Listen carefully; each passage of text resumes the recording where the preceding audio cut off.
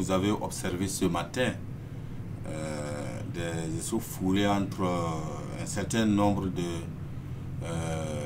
syndicats et d'organisations de la société civile avec les forces de défense et de sécurité dans la ville de Ouagadougou.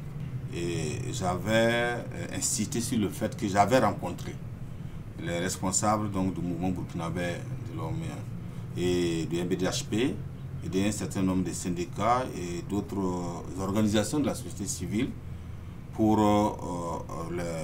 réfléchir leur mémoire sur le fait qu'ils avaient fait 2 demandes au niveau donc, des syndicats pour des grèves et des marches meetings dans la ville de Ouagadougou. Je leur avais dit que ces manifestations n'avaient pas été autorisées parce qu'il y a eu 2 correspondances qui leur ont été faites. La première correspondance a été faite par le secrétariat général du gouvernement pour donc leur rappeler qu'ils n'ont pas respecté les procédures nécessaires pour obtenir donc l'autorisation de le faire. Également, de l'autre côté, le maire de la ville de Ouagadougou avait informé les autres organisations que la forme et quelque part de la forme de leur manifestation et donc fait que cela ne pouvait pas être autorisé.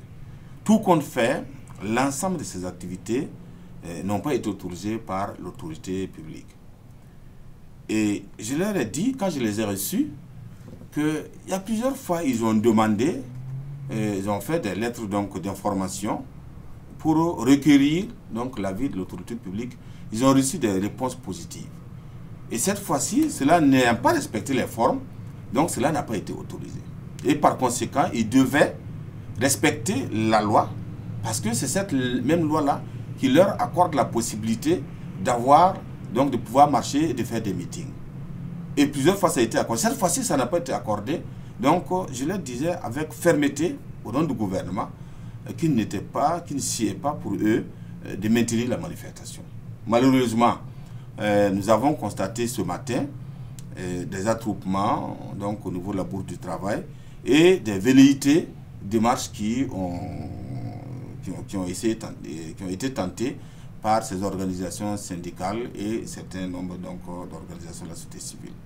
Évidemment, force doit rester à la loi. C'est la raison pour laquelle les forces de défense, les forces de sécurité, garants de l'ordre public, ont dû agir pour empêcher que la loi ne soit enfreinte. Parce que c'est ça le problème.